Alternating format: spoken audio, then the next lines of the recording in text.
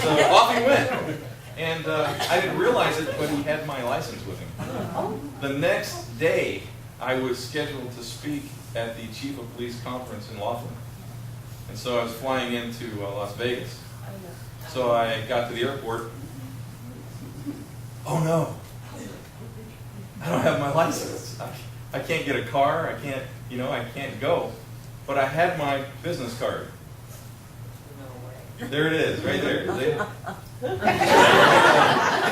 And so I put it in my wallet, right here where, where you put your pictures. So I stuck it right in here, just like that, in front of my wife's picture. Just like that, okay? So I come up, and I made it all the way, this is right after 9/11, I made it all the way up to Laughlin and back. On the way back in Vegas, some guy said, I think you need a new picture or something. But he let me on the plane, so it was great. So, yeah, you want to check.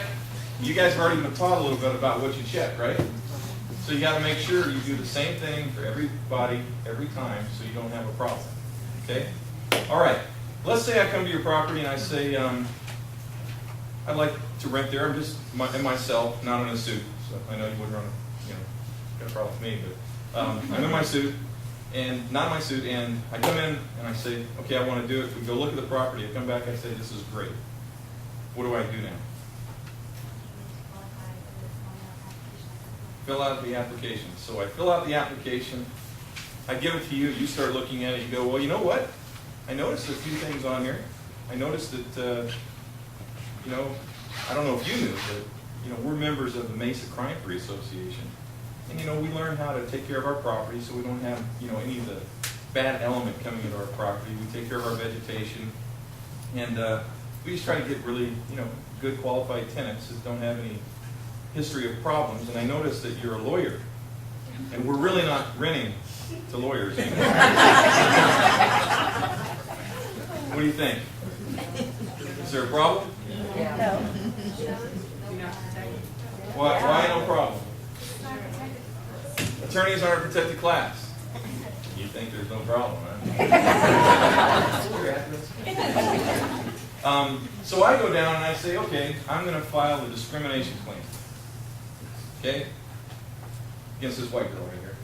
Her manager, her owners, maintenance guys, anybody I can find, I'm filing on. Okay? Because she's really not excluding me from the property because I'm a lawyer, because everybody hates lawyers, right? We all know that. She's cloaking it. She's cloaking. She's doing this because I'm Hispanic. And because I'm Hispanic, she just doesn't like Hispanics, so she's saying, no, I don't want him here. What do you think? Who has to prove something? She does. What does she have to prove? She wasn't being discriminatory. But she's consistent. Okay? She has to prove that she did not discriminate against me based on my race or my ethnic origin. So what happens? Anybody ever gone through one? Yes. The Attorney General's office comes in. They like to get your records. They go through your records. They see what your notices look like. They see how you're renting your property, and they want to see if there's some kind of pattern of problem that you've got out there in a discriminatory way. Now, what about me? Do I have to prove something? Nope. Nothing? Okay, I win. No, who wins? Think I have a chance? If they find a problem with their records, yes. Okay. You think I might have to prove a little something? Maybe they'll run a background check on you or look into your background to see. You were scammed. Prove your ethnicity. Why would I have to prove that? You can't tell? You can't tell that I'm Hispanic? You white people are all the same. What do they have to see? What, do we all look alike? What? Wouldn't they have to see if you've been making yourself a habit of what you might be accusing that manager of? Well, they have frequent filers down there. They do. They come in and file every place they go. I have one lady 8 times. So after a while, I called back and said, "Can't you stop this now? We have to investigate every single one." So you think I might have to prove that I might be Hispanic? Think you're just going to take my word for it? What do you think? These two guys are going, man, you're not Hispanic. What are you talking about? I have to tell you a story. I went to U of A Law School, okay? And I walked in the minority student union, you know? There's a guy sitting right there, and I was 31 when I went to law school. And he looks up and says, hey, what are you doing here? I said, oh, I'm just here for the meeting for the minority students here. And he says, are you the professor? I said, no. I said, I got the Cordova scholarship to come to the U of A Law School. Man, you stole our scholarship! It was like George Lopez moment. You know? And anyway, yeah, I'm Hispanic, but you can't tell, can you? Can you? Can you? And my mother is Clarissa Curiaga Echevarria. Makes me interesting. Okay. Qualified me for the Cordova scholarship. It was great. Okay. My dad is a Blackfoot Cherokee Indian, so I could have qualified there. But I said, no, I'll take that money instead of that money. And when the professor who gave me who got me the scholarship saw me, he's like, we're going to screw this thing up. But they say that I look just like the postman, so I don't know. Who knows? But that's part of the lesson of this thing, right? We don't know. I mean, everybody here, we're such a melting pot.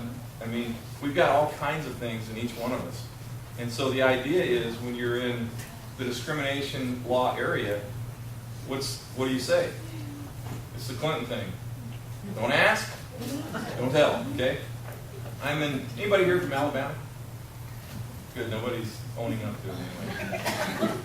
I'm in Alabama. Now, my dad was adopted, okay, by a really good guy, but he grew up in Alabama, and his dad grew up in Alabama, and so on, okay?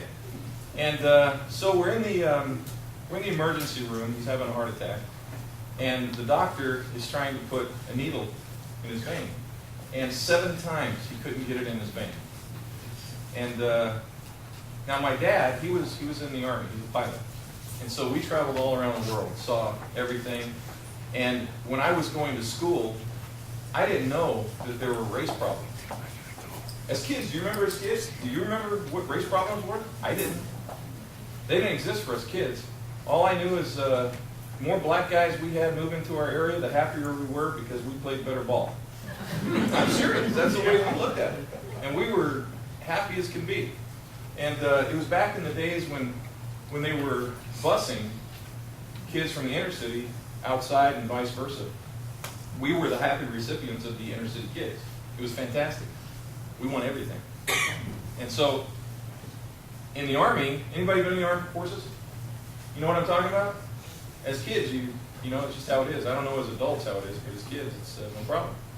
So we're in this emergency room, and my dad's in there, I'm in there, and my grandpa, and he says to this doctor, because the first time the nurse tried, she got the vein, okay? He says to this doctor, now boy, how long you been doing this doctor stuff? and he says, well, 25 years. And I'm starting to laugh, you know. And he said, 25 years you've been doing this doctoring. And 7 times you tried to get that needle in my arm. And this little nigger lady did it on the first time. Well, here's my dad. And I'm looking for a bed to jump on. It was absolutely bizarre. And the weird thing about it, the doctor and the nurse, it was like, happens all the time. That was the sad thing about it. And people from Alabama and South Carolina, and Georgia, Mississippi move here. And they bring all their baggage with them. We're in a very transient society, and in our industry, I've seen way too many problems because people say things they shouldn't be saying.